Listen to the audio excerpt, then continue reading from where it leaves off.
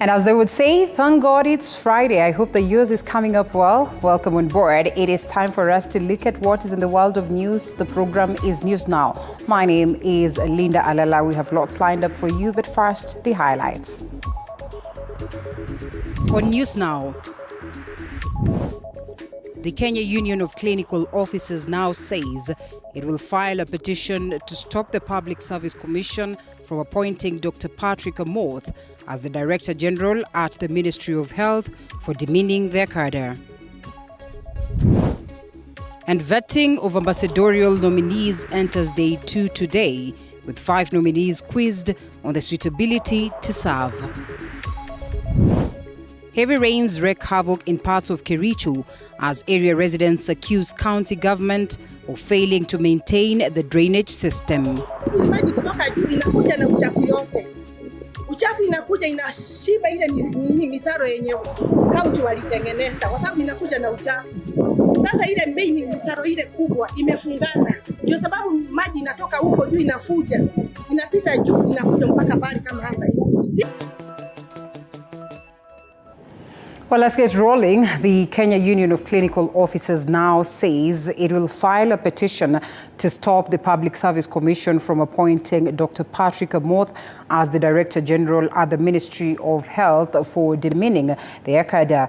KUCO now says that their strike, which has entered its 5th day, is still on as they call on the clinical interns to decline the internship letters that were given to them by the Ministry of Health. In any case, his temperament when I have seen him of the recent past, he has demonstrated that indeed he is not fit to be the Director General. He needs to sober up because he is the highest technical advisor to the government. If then he is the highest and he used such a language in media to address Kenyan, then I feel that he has lost it. And actually, he should not, because we know that this position has been advertised. We are doing a petition to the public service that he should not be considered because already he has demonstrated his inability to lead. We are going to petition the Public Service Commission and even to the head of civil service that he has a very wrong person who is working as the Director General in the Ministry of Health. We have a shortage of around 24,000 clinic officers in this country. And so for a Director General to say that we are too many, a good number is unemployed and we need to phase out a cadre, really, it is something that is not serious and should be treated with the contempt that it deserves. We continue following up on that developing story to give you more updates now. Prime Cabinet Secretary Musalia Mudavadi, while meeting Kenyans that are living in the diaspora in Accra, Ghana, said that Kenya will always be grateful to former UN Secretary General, the late Kofi Annan, for midwifing the 2007 and 2008 post-election mediation process. During the unrest, about 1,400 Kenyans lost their lives. There was massive destruction of property and thousands were displaced. Mudavadi was speaking when he paid respect at Kofi Annan's final resting place in BAMBA, that is military camp, on the last day of his visit to Ghana, where he had accompanied President William Ruto for a state visit. The Ghanaian diplomat Annan served as UN Secretary General from 1997 to 2006 and shared the Nobel Prize of 2001 for peace with the United Nations. Through the peace mediation, Kofi Annan steered a team involving the late Benjamin Mkapa, President of Tanzania, and Madame Gracia Machel from Southern Africa. They helped Kenya through a mediation process that lasted principally 42 days at the Serena Hotel. And during that period, Kenya was able to move away from the edge of the cliff, if I would put it that way. And we found our feet and our direction as a nation. And in the process, we were able then to midwife After that, the Grand Coalition government. Subsequently, we were able to put together the 2010 Constitution and a referendum that has bestowed to the Kenyan people a very progressive constitution. And that is a process that started with that mediation of Kofi Annan. Now, businesses and transport were heavily disrupted in Kericho town due to the ongoing heavy rains in the area. The rains, which have been pounding for 2 weeks, have made life unbearable. That is for residents who are blaming the county government for failing to maintain the drainage system. Business owners, especially those running hotels, are counting losses after their customers fail to access the rooms due to the stagnant, dirty water that has blocked the road. The residents say they have raised complaints about the said road several times to the county officer in charge of the roads, but no action has been taken.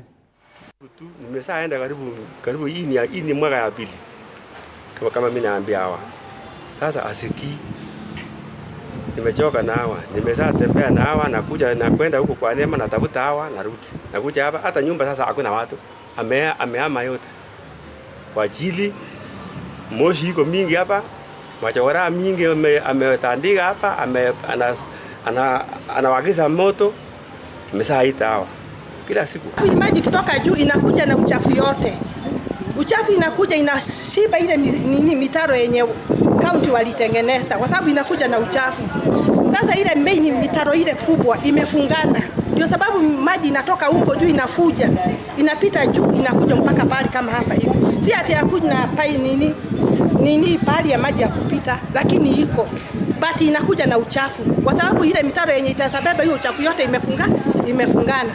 Tungeomba hii serikali watusaidia hata kufungua hizi mitaro zenye zimefungana. Uchafu imefungana mpaka maji inaruka. Ndio inakuja upande ya maduka, upande ya mbele. Hiyo ndio shida yenye tuko nayo. Tumeomba serikali kabisa itusaidie. Tunasumbuka my friend, tunasunguka kabisa.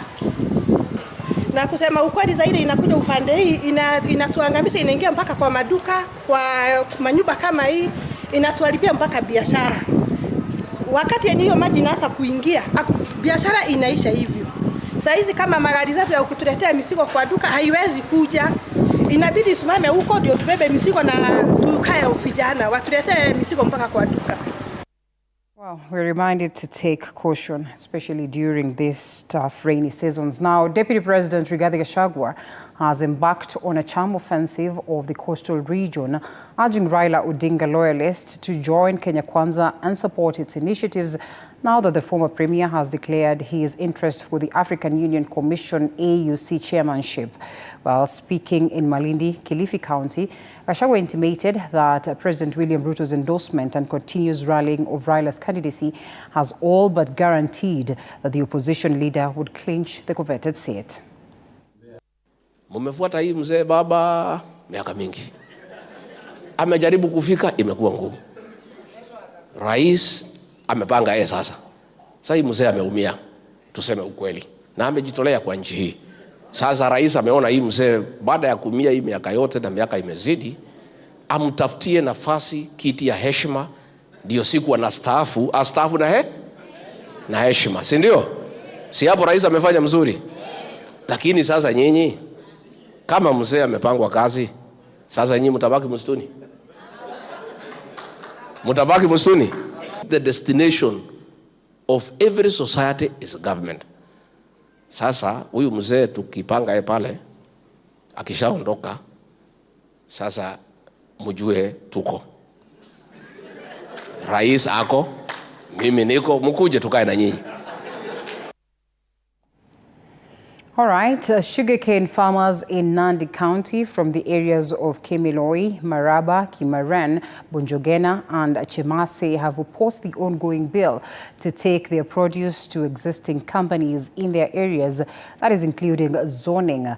The farmers said that if the bill passes, their opinion will not have been taken into consideration and will add to their expenses, especially the transport of their produce.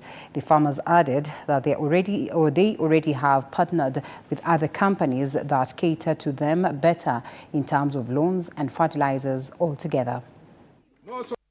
Kutoka leo maneno ya zoning tumekataa. Labda mfanye zoning kwingine, lakini sio Nandi South, ikiwa Kemela Maraba ward na Kobujoi ward. Tukiwa viongozi tukiwakilisha hao watu, pia tukiwa wakulima ambayo tuko na miwa katika shamba zetu, hatutakubali mambo ya zoning. Sisi tumekataa.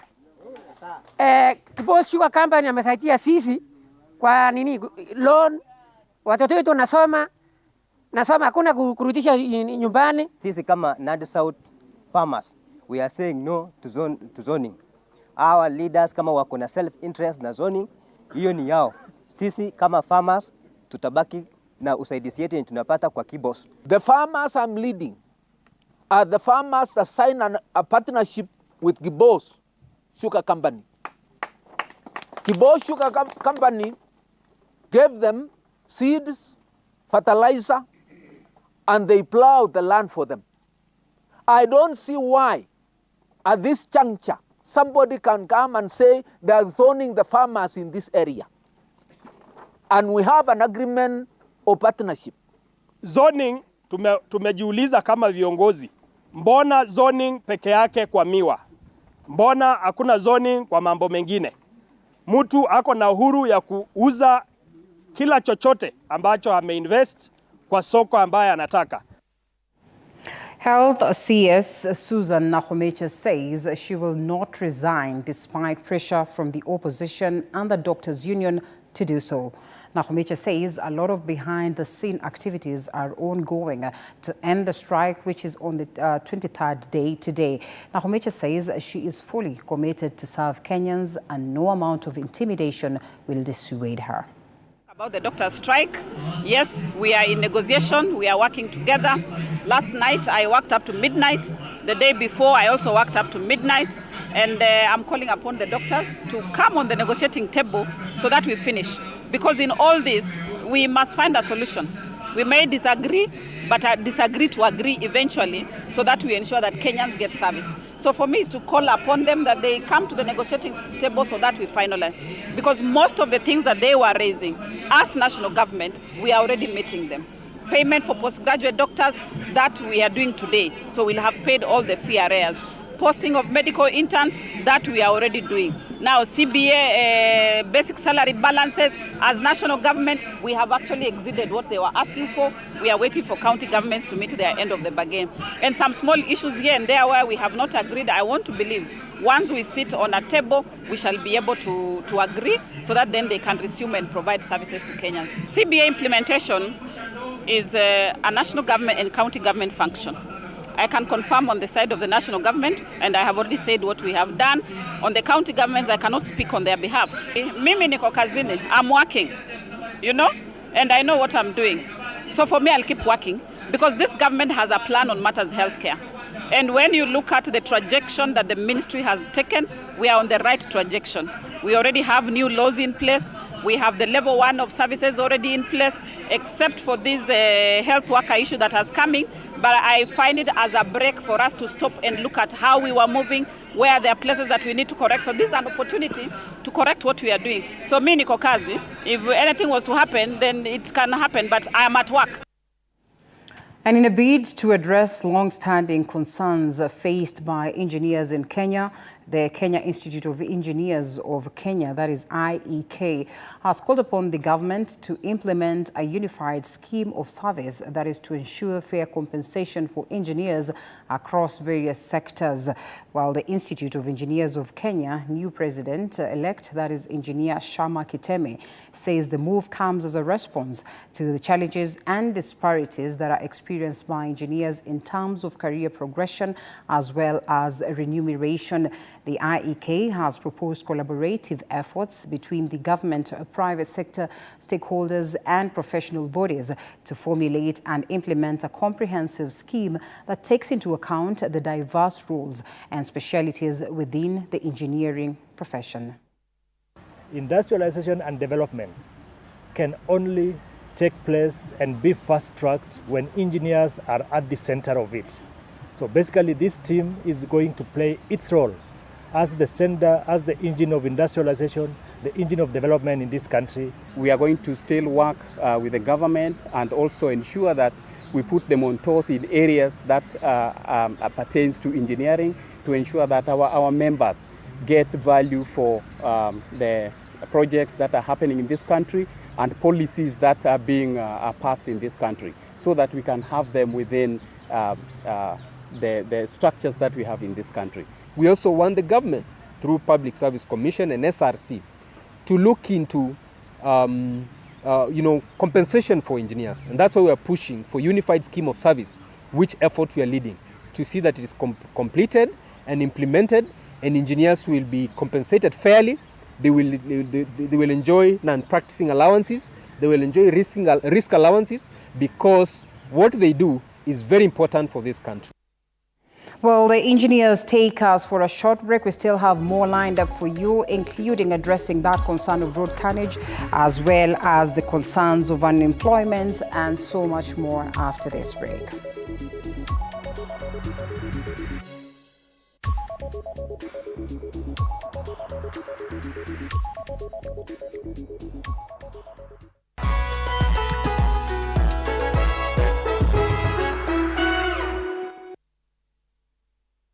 Get your kick up.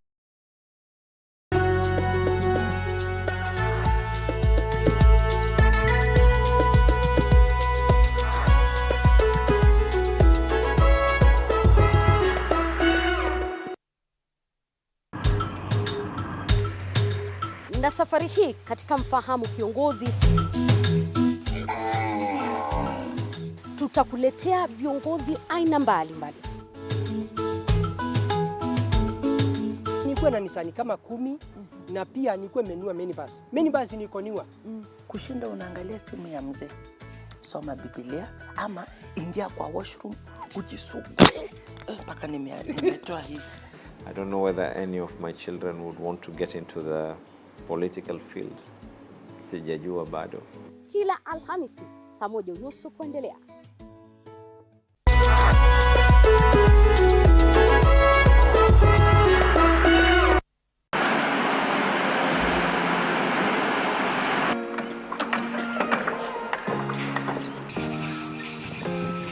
Join us on a journey through the concrete jungles and rising skylines, where every beam, every nail tells a story of progress and vision. In every aspect of life, you have to look at several dynamics. From groundbreaking. Nowadays with the tech, you can check on different websites or you check online and you can see some inspiration. So at least that one would be a direction already. I'll know like what kind of style you're going for. To finishing touches, witness the dedication of the hard-working teams who bring these ambitious dreams to reality. The Realtor, Tuesdays at 6:30 p.m.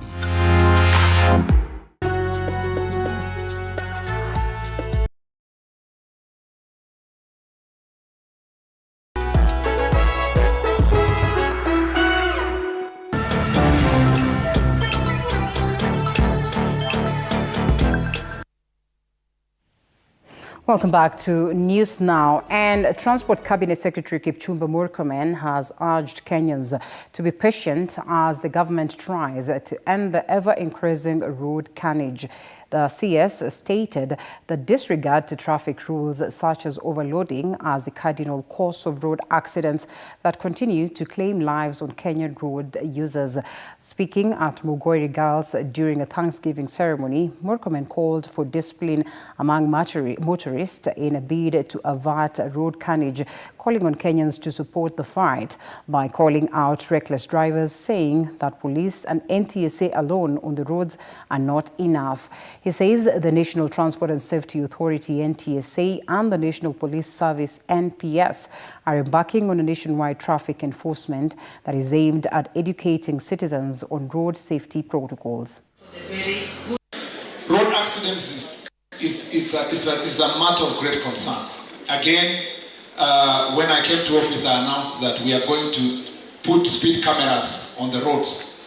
We are already in the pilot stage. We have speed cameras in different corners of the country. We already know the results it's giving us. When we roll out, we know what we want.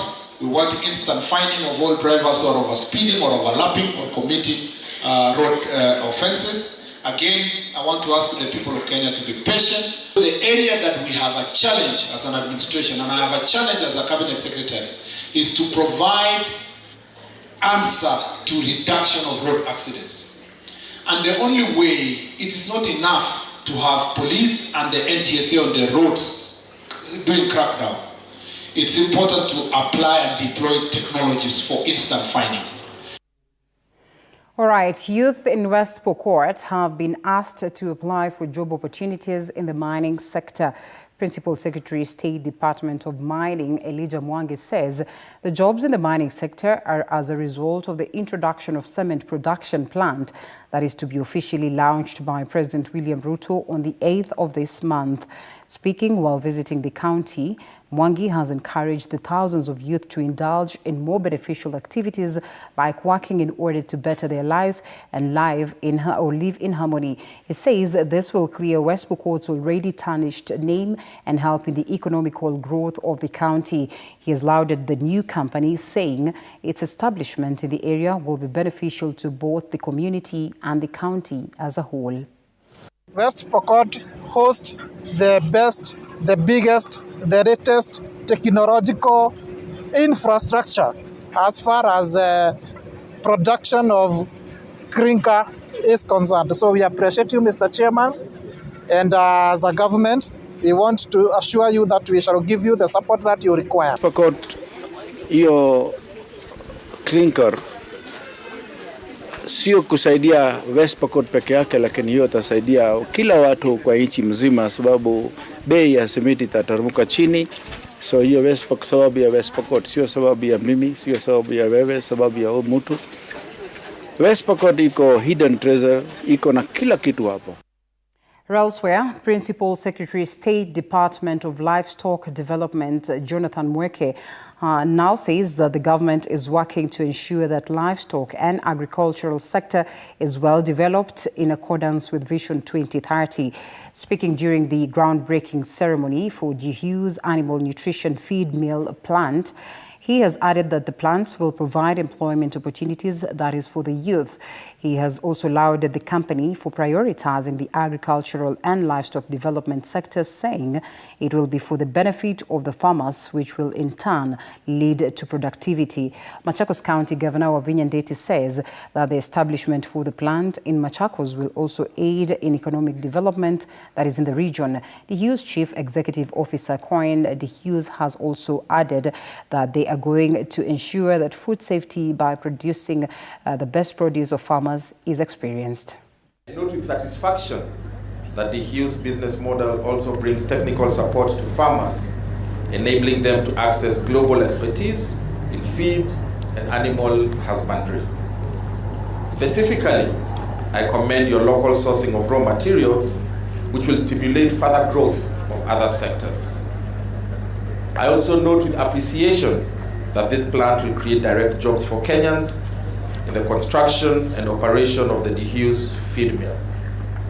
I am reliably informed that over 250 direct and 1,000 indirect job opportunities will be created for the people of Machakos and the surrounding communities. Ladies and gentlemen, the investment by DHU's has come at the opportune time. My social-economic transformation agenda revolves around food security and economic empowerment for our people. We started, as I said, our business in Kenya 10 years ago doing exports. And we quickly recognized the potential for growth for the Kenyan livestock sector and the way that the Huis can positively contribute to this sector by sharing our global experience and in-depth knowledge, coupled by Dutch agricultural innovation to support farmers' performance and safe production and safe products that they will sell to the market.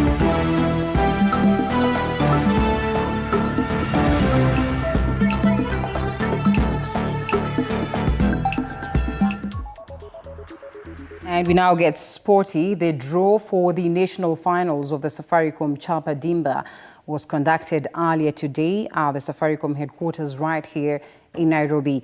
The finals will take place next week in Kisumu County, beginning with the quarters on Thursday and the semis on Friday and Saturday before the big one on Sunday. In the boys category, Obunga FC will entertain Liza FC.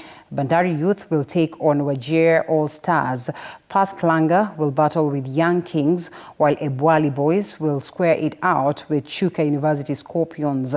In the girls competition, Siomunyu Secondary will play Brenda Girls. Changamwe Ladies will be up against Plateau Queens. Dagoretti Mixed will have a date with Wieta Girls, and Barcelona Ladies will be up against Wajir Queens. The tournament traversed 8 regions in the country, and these finals will be played at the Mamboleo Stadium and Moi Stadium. Winners will each get 1 million shillings, while the $500,000 shillings will be handed to position 2 teams. Semi-finalists will walk away with 250,000 shillings. Safaricom has invested 400 million shillings into the season, for which has seen over 3,000 boys and girls take part in it. Our impact as Safaricom extends far beyond the pitch, as we've seen. Embedding ourselves deeply within the communities through the health, economic empowerment, and technology initiatives we've demonstrated. In tandem with the excitement of the tournament, we've prioritized health, well-being, and have conducted medical camps across all the 8 regions. These camps have reached over 20,000 individuals, offering essential health services and screenings, thereby ensuring that our engagement with communities is both meaningful and holistic. Outstanding players, and that is 3 categories. We have best keeper, we have top scorer, and we have most valuable player. They will get 50,000 Kenyan shillings each. But then we've been across the 8 regions. We are getting most valuable players across the 8 regions. The most valuable players we've gotten already from the 8 regions, plus those that we'll get from the national finals, will form an all-star team. The all-star team will have an opportunity to go to Spain for a boot camp of around 14 days so that they get training. Some of them will best players over there. Now that is best of the best. We'll also get an opportunity for academies in Spain.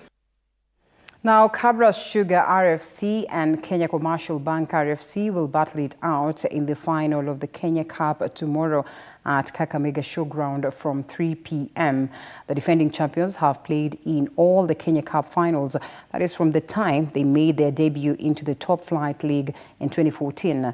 Head coach Carlos Katiwa has injury concerns, including Bryson Adaka, Derek Ashiundu, Kevin Wekesa, and Teddy Akala. However, his squad is ready to face the Bankers, who will be seeking revenge after losing to the Millers last season.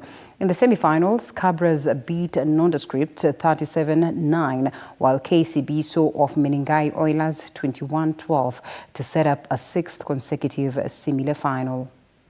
For us, we've gone deeper. We've actually went and looked at trends that normally that they do. Each and every team has a trend. So, and I think we've found a little bit, because they don't expose quite a lot in terms of weaknesses. They've got quite a lot of strengths. We've been training here for the last couple of years. We know our pitch better than anyone. And we know the kind of weather we're going to experience on Saturday, because I'm most likely to rain. And we've been training also the rain, so we are ready to face them. Now it's the final one, and we've been working hard, especially the last 2 weeks. We played them, I think, the last game of the season. We saw our mistakes. We saw we are also good, so we are perfecting on the good ones and correcting our mistakes. Tungependa kuambia mafans wote ambao watakuwa around waweze kuja kushangilia timu. Vijana wako tayari, wamejiweka katika mstari wa mbele na mazoezi tayari kukabiliana na KCB. Sisi tuko sawa. Tunangoja opponent wetu. Tushughulike nao. Hiyo ni ushindi tuko nayo, kitu ya kwanza. Timu yote iko ready na imejiprepare vizuri. Hata Cabras Sugar endelee kuleta michezo hapa sababu ya kaunti yetu isonge mbele. Mambo yakuwe mzuri. Wasipeleke michezo mbalimbali, mara Nairobi, mara wapi, waleta hapa Kakamega. Tujivunie kuwa nyumbani.